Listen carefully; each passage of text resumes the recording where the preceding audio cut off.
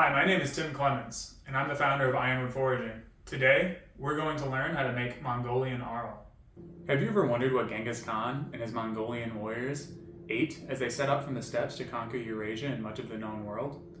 Well, one of their staple foods was called Aaruul, and today, we're going to learn how to make it.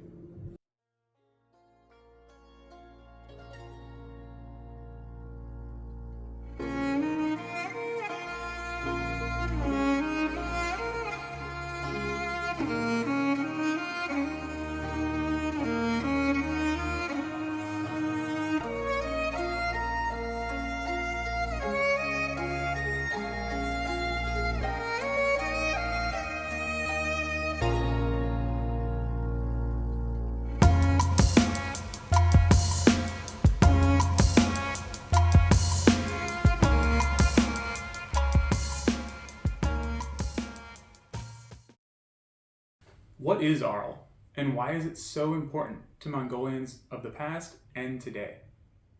At its most basic, Aaruul is a way to make milk shelf-stable. The process to make it is very easy. You take milk, turn it into yogurt, cook the yogurt to separate the curds and whey, and reserve the curds, and drain them, and press them into a brick, which you then slice and dehydrate, and then you have shelf-stable milk, which is a valuable source of protein and fat year-round. Making Aaruul could not be easier, and everything you need in this process is available at your local grocery store.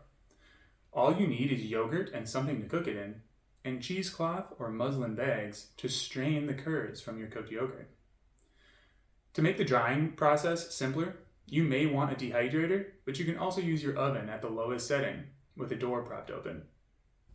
So your first step in making Aaruul is getting yogurt. If you don't have yogurt, it's really simple to make at home. All you need is to get a gallon of milk from the store, put it in a pot and raise it to 180 degrees, just shy of boiling. Then pour that into about 4 quart-sized mason jars, adding to each a scoop of live cultured yogurt or kefir. Then let that sit overnight at about 100 to 110 degrees, and in the morning, you'll have yogurt like this.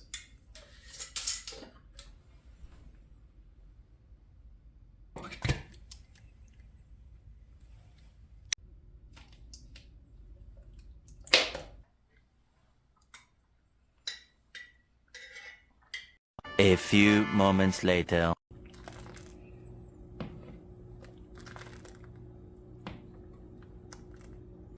Now that your heated yogurt has produced curds, it's time to put it in your muslin bag or cheesecloth. Oh, that's sour. Alright, now that you have all your curds in your muslin bag, it's time to strain it.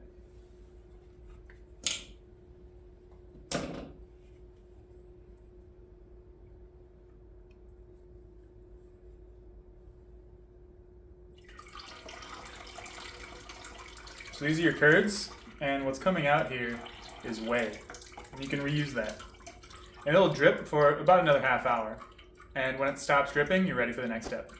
So the reason we don't get rid of the whey that's dripping out of those curds is because you can make whey caramel.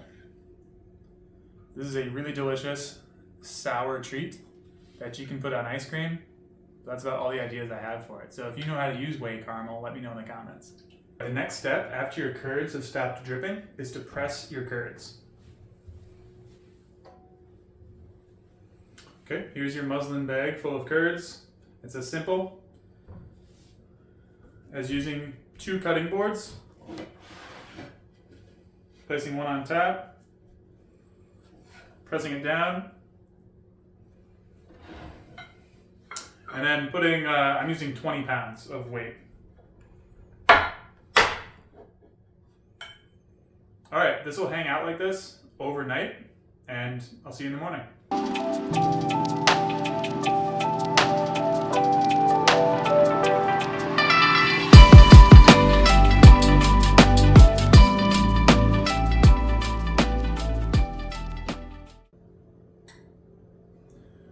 Good morning, friends. It's the next day, so that means it's time to take the weights off of our milk curd.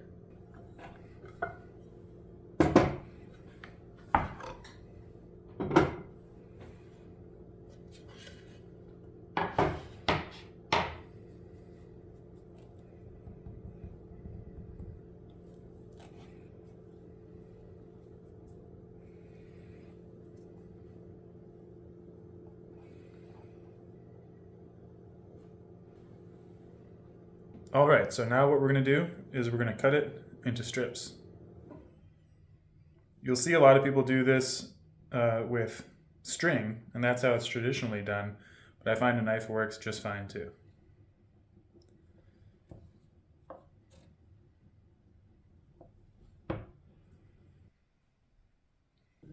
Once you've cut up your pressed curd into strips, it's time to put it on your dehydrator.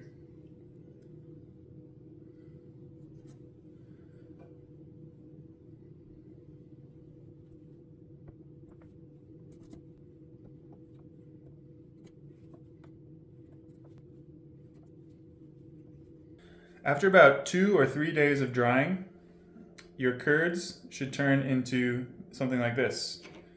You'll know when they're done because they'll be very dry sounding. And then you have your shelf-stable Mongolian Aaruul. We've made our Aaruul, and it's time to try it.